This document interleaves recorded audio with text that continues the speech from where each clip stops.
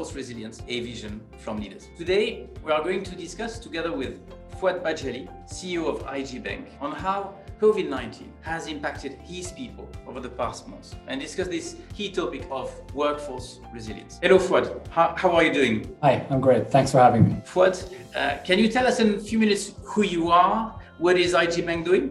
Yeah, with pleasure. So my name is Fouad Bajali. I've been with IG for 15 years now, actually. And IG Bank itself has only been present in Switzerland for the last 7 years. And I've had the pleasure of running it for the last 7 years since inception. And essentially what we do is we offer online trading solutions for both retail and institutional clients across a vast array of underlying products, be it equities, currencies, commodities, and so forth. And how did COVID impact your organization and your people over the past months? Well, I mean, it's an interesting one to dissect, because I think from a business perspective, we've had a record 12 months. And the reality of that is, for those who are familiar with our business, our success is generally closely linked to market volatility. And as we all know, market volatility has been at record highs for quite some time over the last 12 months. So it was quite an interesting environment to be in over the last 12 months when you're seeing peak workloads with record 12 months with everybody working from home for the first time, and obviously within the wider context of a global pandemic, which clearly from a person and a people perspective is clearly dealt with by each individual in a very different way. What kind of emotional reactions did you have to manage for the most acute? Well, I think, in some instances, it was just helping people navigate the importance of being at home with their families, and that was always going to be the priority. I think, we need to acknowledge that because of these unforeseen circumstances, work has started to invade people's privacy and has invaded people's homes. So I think we tried to take a very mature approach almost of not babysitting people.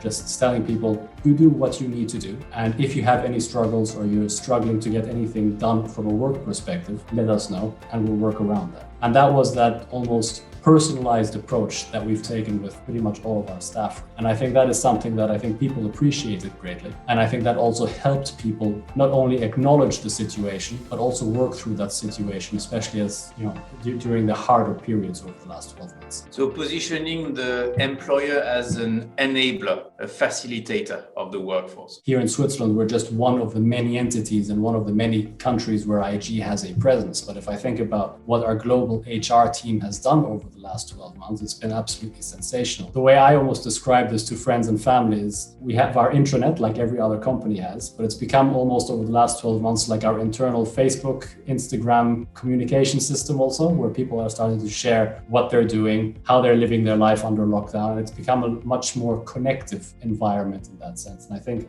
more specifically, the HR department has done a great job at bringing out elements that help people throughout these periods, whether it's organizing physical well-being weeks, so organizing classes, online courses for physical well-being, things around mental health, for example, and things of that nature that just sort of helped us, at least create an environment and a community within IG that people could participate in and almost feel part of something, especially for those who are living alone and for those where lockdown was significantly harder than for others. Would you see for the future a change in the remit of the function, the human resources function in organizations? I don't think it's going to be solely for human resources. I think it's the entire organization. HR are the ones who have driven this and are the ones who are doing the right things and communicating. But I think what this pandemic has shown from a corporate perspective is that importance of a firm to actually look after their employees, whether it's from a physical perspective or a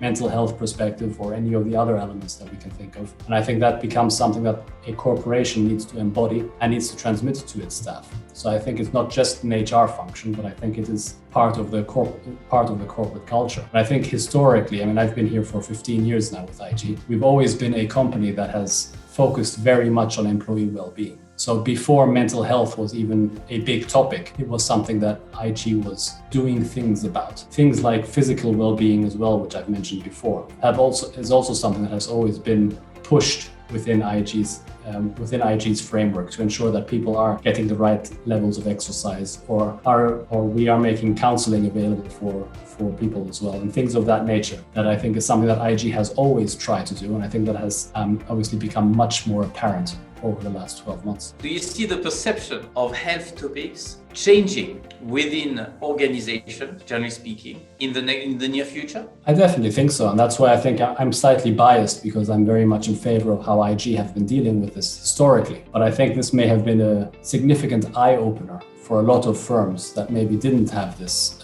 sort of DNA setup. And I do think that will be something that employees will look at in future when choosing an employer. It's not just the flexibility and the options of working from home and the facilities that firms will provide, but it will also be that, what will the firm do if I need something? How will they help me navigate difficult situations so that I can perform my best? And I think that is something that is going to be a key driver for employee choices in future. And I think, if anything, the last 12 months have accelerated that. Indeed. So health management perception will change, you say, not only within organizations and for employers, but for employees. And it will become part of your employer of choice branding, which should be part of it. I think so. I think, a lot of firms have already taken this approach over the years. And I think it's just going to be so much more emphasized. And I think, again, if we just want to use some facts around that, and I'm speaking here locally now about our Swiss team, we run engagement surveys on a yearly basis, and we just had our results from the last 12 months, and they were the best we've ever had. And I think that just speaks volumes about how we've tried to approach this difficult situation, and how we've tried to help our staff throughout this difficult period, and how we've tried to show that we care about our staff. And I think things like that are just going to be elements that are going to be more and more relevant for both employees and employers in the future. We've seen over the past 10 years the sustainability ratings of organization driving more and more the company's value. And we've seen as well, maybe over the past 5 years, the human capital having a growing importance in the sustainability ratings of companies. So how do you see the near future and the impact of COVID on how human capital is triggering an evolution of the company value, market value? I personally feel that, this is my personal view, that all these elements that we've been discussing in the last few minutes are certainly key drivers that should be part of any ESG strategy. Because I think one thing is what you do towards the outside world, which is what people have been focusing on, what they've been reporting on, but it's just as important what you do internally for your own people. And I think that is going to have to be a key driver. And I do think that is something that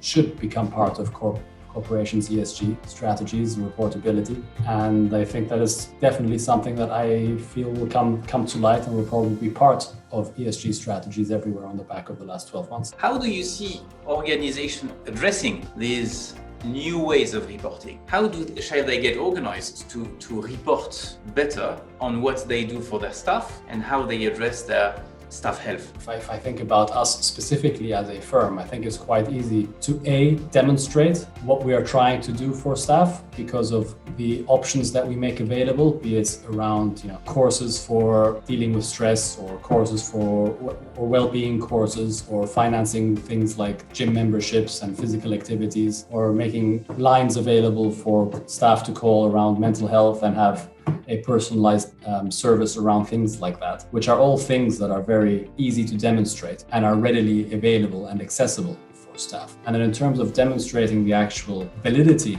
and success of what is being proposed, I think that's where you have things like engagement surveys, which help support the data and help support what you're trying to do, and help you also, because that works two ways, I think. First of all, it helps you internally understand what is working and what is not working, and are people actually utilizing what you're proposing, and if not, why? And then on that front as well, it allows you to report externally in terms of very itemized elements that you propose, and with very clear and honest data set, which is coming directly from the employees. How do you see the concept of duty of care evolving? Previously, duty of care was essentially focused on the workplace or the location where you were sending your staff to work, right? So how do you see that concept evolving, that now workplace is very often home? Irrespective of what my opinion will be on that, I think governments are going to have to start setting a framework for that as well, because I think there are a lot of jurisdictions where there isn't much in place really in terms of guidelines or a framework for you how to actually navigate for a working from home environment in the long term. Because I think everybody has been very understanding over the last 12 months in terms of that is just a necessity. But I think for firms to change how they actually operate and allow even more flexibility for people to work from home on a more permanent basis, for example, I think that'll probably differ from in each jurisdiction in terms of what is allowed and what isn't allowed. Having said that, I personally feel very strongly about that being a key driver, again, for future growth of entities, because we are going to have to give in to the expectations of employees going forward. And I think that expectation has recently already grown in terms of people wanting that flexibility of working from home, not fully, but for a decent proportion of their working week, which is something that we have been facilitating for years already, depending on your role and jurisdiction. But that is clearly going to be part of a hybrid working model, which is what we're working towards now, in terms of better understanding which roles are best suited to work from home, should they wish to do so, not under the obligation, but should they wish to do so, which roles best suit that category, and then what is the actual framework. Right now, we're all just making assumptions. And I don't just mean this from our perspective. I think every industry is making assumptions at this stage in terms of what will our clients expect once things are back to normal. Maybe our clients are much happier doing online team meetings in the future than we actually think. Or maybe a lot of them still want that face-to-face interaction, which is where I'm leaning towards, which is I think a lot of people will still want to go back to where we were before. So I think we're going to have to find that new hybrid model, essentially. What will be the key success factors in that reimagination, the working environment and the way of doing business? I think it's going to be a combination. I think, if you're thinking about it objectively, it's going to have to be that as any firm that is result driven, that the results continue to come through. And on the flip side, that your employees are still happy working for that employer with the new setup, whatever that might be. I think people are going to have to understand that there will be potentially a hybrid model where if you want to, you can work from home 2-3 days a week, depending on your role. But that there will still be an expectation for you to come into the office on occasion to have those interactions with your colleagues or clients or other third parties that you might have to deal with. So I think it's finding that right balance is what's going to be important. If you look at the next 3 to 6 months, what are the main threats, risks that you anticipate for your people? Well, clearly, I think until the vaccination rollout is complete, and that's obviously assuming that everybody gets vaccinated. I appreciate that is a very sensitive topic and not everybody is fully engaged with the idea. So clearly, I think the COVID risk is still there for all of our staff and all of our people. And as long as that risk persists, we are going to continue to enforce pretty much that people work from home, because we have had the office virtually closed for about 12 months. And since March last year, whenever the governments have allowed access to office, it has really been on a voluntary basis at any given time for us. So at no point have we ever recalled staff. And that to me is still the main risk for the next 3 to 6 months until it is hopefully deemed safe for all of us to return to a relatively normal. What does now workforce resilience mean to you? I think it's really the ability to achieve and thrive under very complicated situations of stress or difficulty. And I think one thing is how you deal with resilience, but then it's also how you adapt and how you readapt. Because I think, forget workforce for a second, if we just think about ourselves as people for the last 12 months, I think we've all gone through very different emotions and very different roller coasters of emotions over the last 12 months. And it's very hard to find that line between work and personal life. As much as your workloads change and as much as different scenarios at work might require extra stress or extra pressure, those who have thrived over the last 12 months are the ones who've managed to adapt to the situation best and readapt when required. So people resilience is about adaptability. And what is the role of the employer on that? I think that comes back to one of the initial questions of supporting your employees during those periods of difficulty and hardship, and just understanding that everybody's situation is very different. And that's where the empathy element comes in, because I don't think you can have a blanket rule or a blanket approach for all of your employees. How COVID-19 will impact organizations' leadership style? I think a lot of us will have learned a lot about empathy more than in the past. I think this situation will have opened a lot of people's eyes, I think, about how important it is to connect with your people, and how important it is to understand that people just process situations differently. And I think that is there's going to have to be a much more human touch, which I appreciate is a little bit ironic considering we're connected virtually, and that this whole situation and this whole conversation is happening virtually because of the circumstances we're going through. But at the end of the day, I think that human factor and human connection is going to be more important than ever when it comes to dealing with staff and supporting them during situations like this. Well, thank you, Fouad. I think this is a fantastic statement to conclude that conversation. So people resilience, workforce resilience is about the employer's human touch. Well, thanks a lot.